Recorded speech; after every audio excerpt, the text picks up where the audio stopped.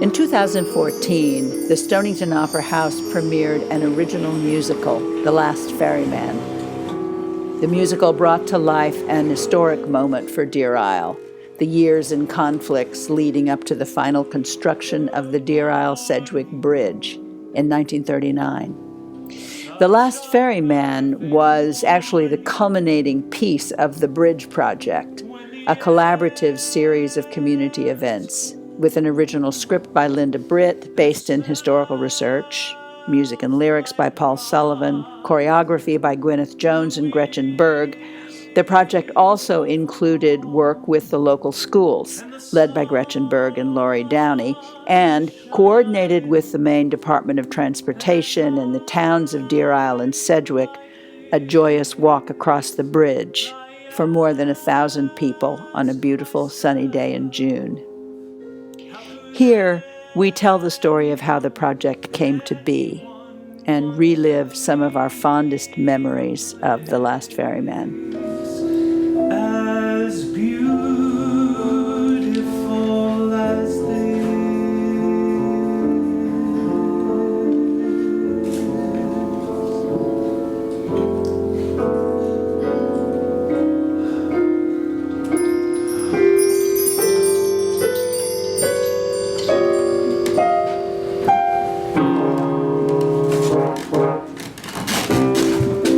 Deer Isle, Barry said we can half an hour. We got beans in the garden, clams in the mud, scallops for supper with a homegrown spud, eggs in the hen house, fire in the snow. It was such a special project that the Opera House commissioned and did and produced, that people still talk about it. That's how you know that it, besides my own feelings about it, that's how you really know that it kind of touched the community. The story we told is important, but what is so important, again, about the work of theater, I think, in the world and the importance of a place like the Opera House and the work we did with The Last Ferryman is so much about the process. It's about the making more than it's about the product. And while we got a beautiful product, an amazing, moving, memorable product, what people will remember is experiencing that performance and participating in all the other pieces that made the project a community project. Charlie, that boat's out on the sea. Turn around and see the future, Charlie. The shared goal that we had, we understood, all of us on the production team,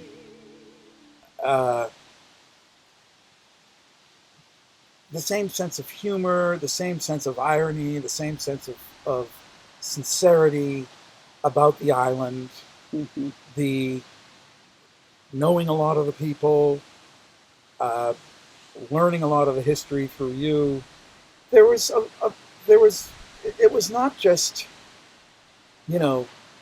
me sitting in a room creating it. It really was again, it was all like a funnel. Yeah. It all came down to, ultimately, for the work, music and the lyrics, it all came down to decisions I made. But they were shored up and inspired and guided by all of us. I really felt that.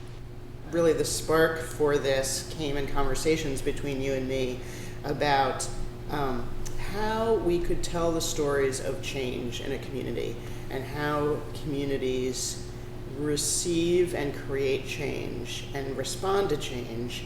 And it was something we were really interested in for our entire time here at Opera House Arts as we watched the community change and respond to external impacts and create its own change. So to me, that was the original spark. There could be some improvements, some things we could rearrange. But we're used to things just the way they are, and the only thing we really hate to do is change. We'll do anything but change. So stop by and see us. We didn't have a long enough timeline because we were boxed in by when we actually got this off the ground and when the 75th anniversary was that we were coordinating with. So we really built the entire project in about 18 months and the bulk of it in 12 months, which is not long enough to develop something of the scale and scope that we ended up developing. And again, I just want to give thanks to Paul for that. I mean, as part of the collaborative team, there is no way that would have been possible without his kind of brilliance and his speed of being able to put music to things and words to music, that we were just very, very blessed to have him as part of the team. You know, when you first approached me, we're going to do something, make a piece about the bridge. You know, my first thought was, what? You know, it seemed just so unlikely. I mean, here I am now, I've graduated to writing about a bridge. And, but, you know, you led me over that bridge to the absolute tapestry of the island and the history of it. And so we had that, we shared that love and hope that we could do something like that. Ways handed down from generations past.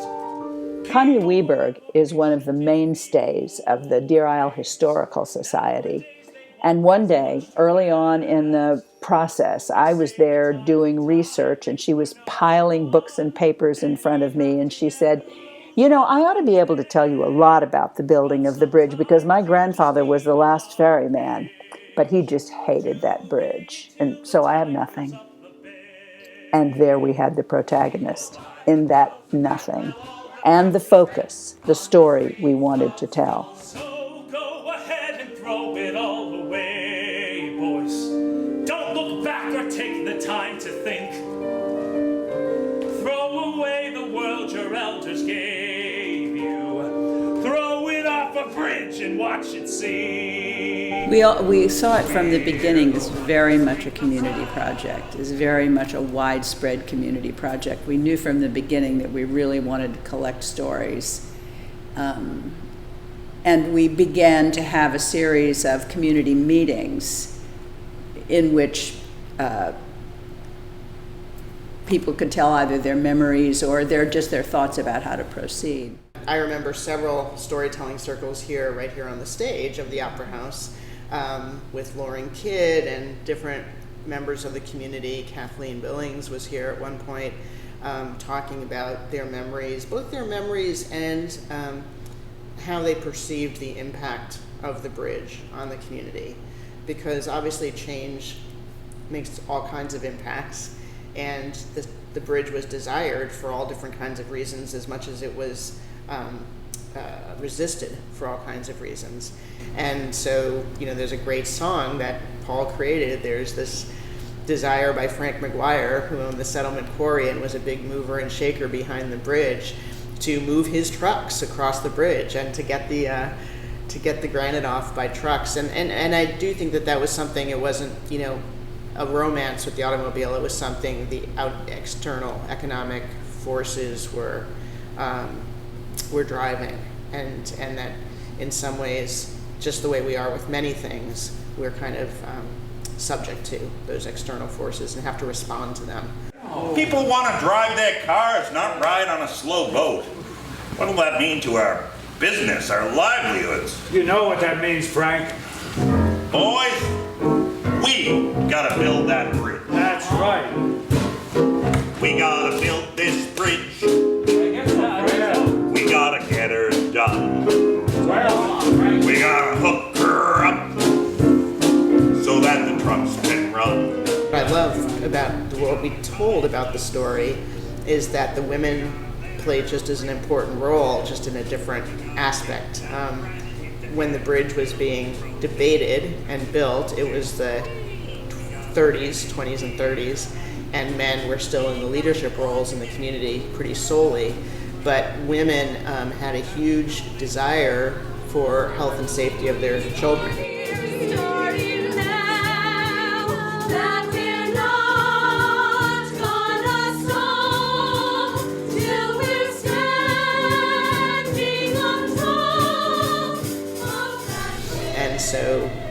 we found evidence of that and heard evidence of that in the stories about women's need for the ability to get their children to the doctor or to the hospital in Blue Hill in a timely fashion, and their desire for that.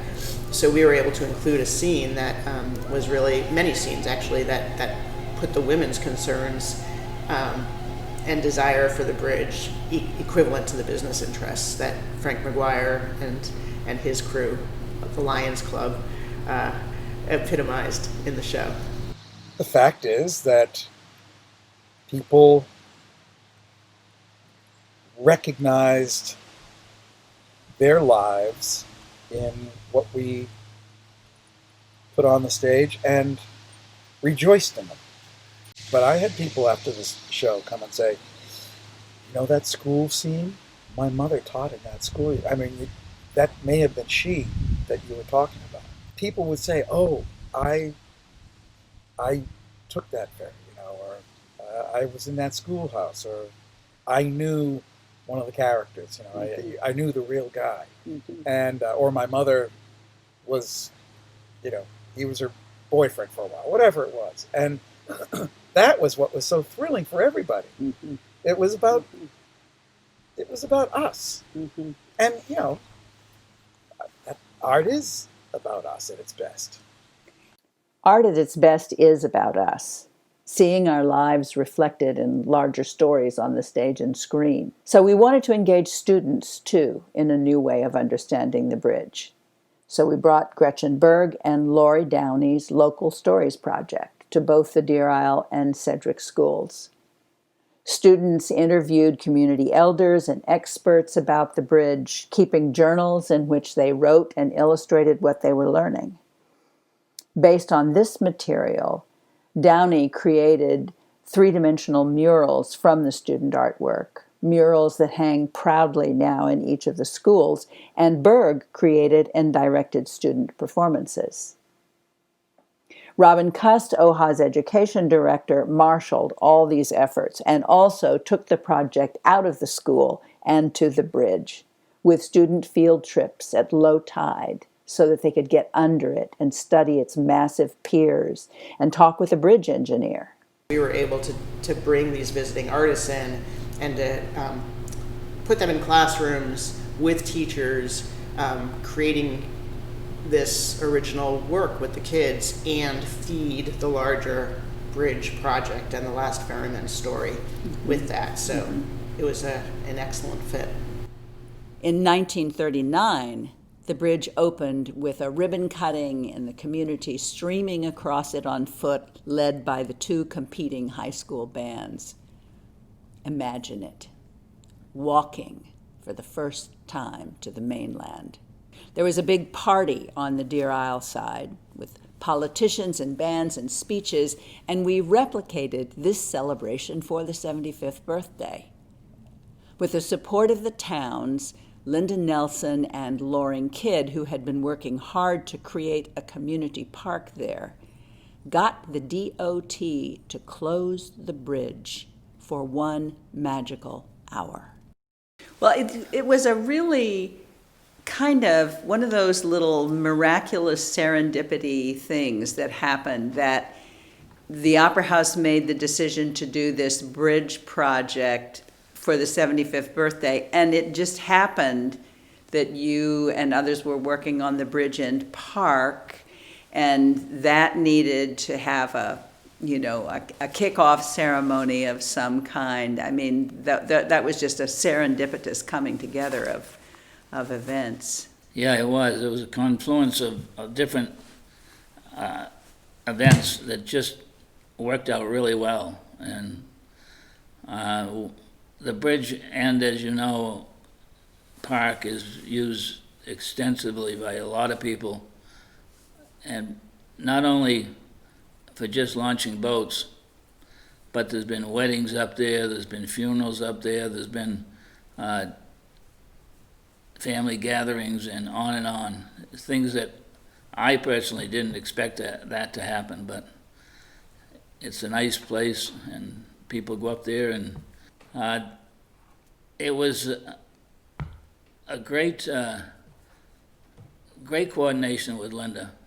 She was very active in putting all this together. I have to give her enormous credit for it.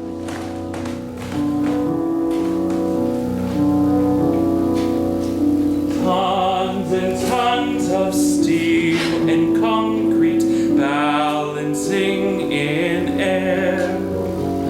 Tangents and parabolas all racing, flying everywhere. My relationship to Ferryman was you called me in and you said, I think I have a good role for you. There's a solo song that I think I'd like you to do, and would you be interested in doing this project? So that kind of hooked me. I love singing, and my ego was like, well, a solo, that would be nice. My favorite part of theater is probably hearing laughs, and that energy you get from that. There's just nothing like it. No, there isn't. Really. Yeah.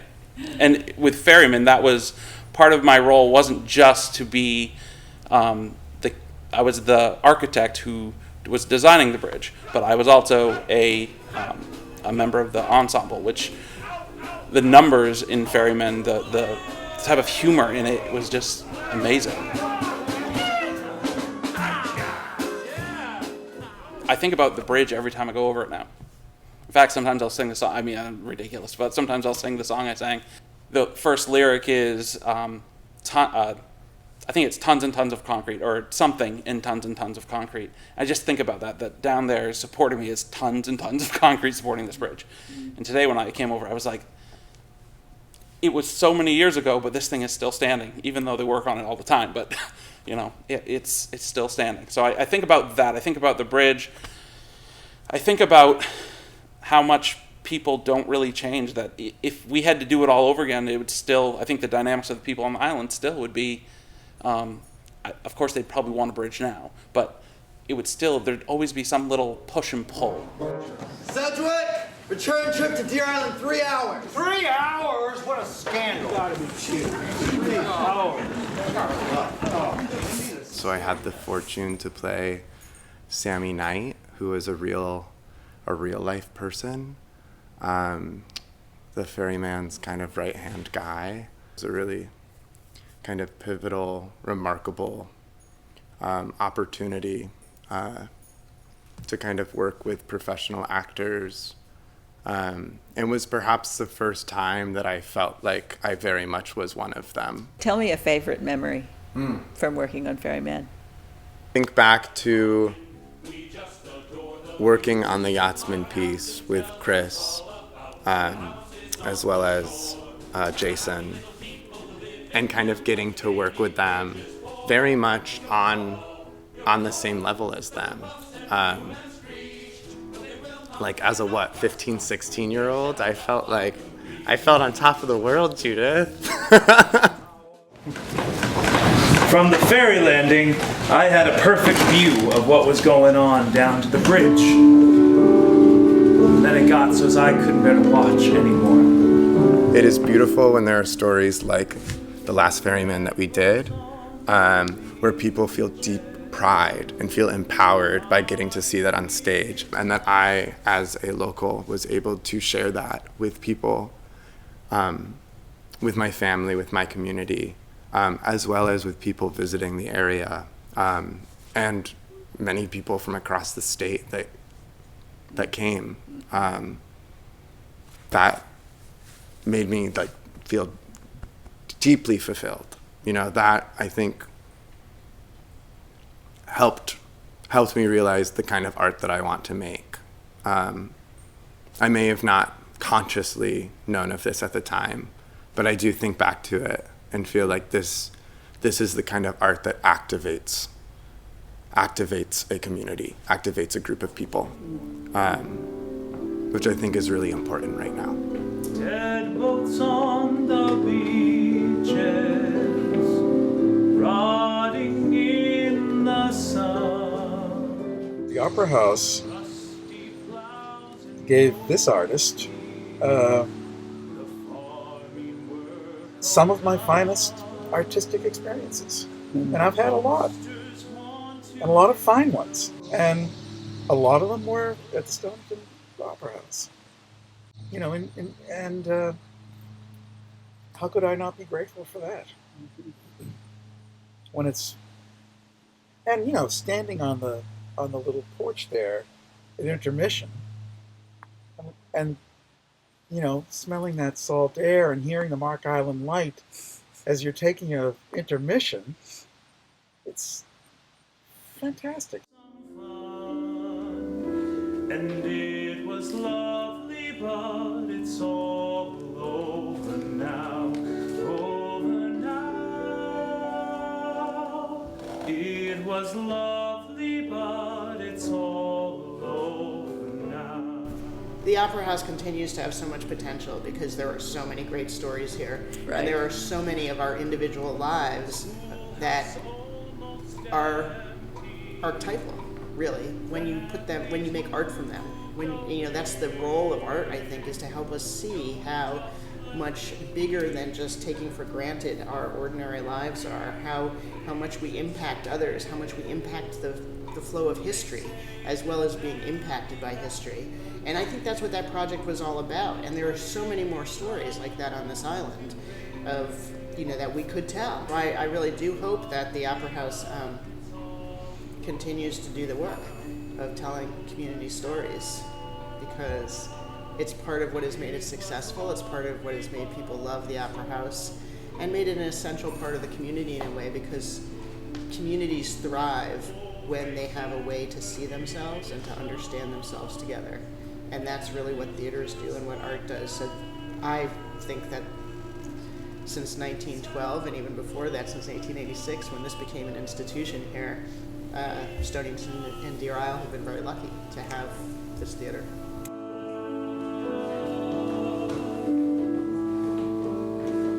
Kids swim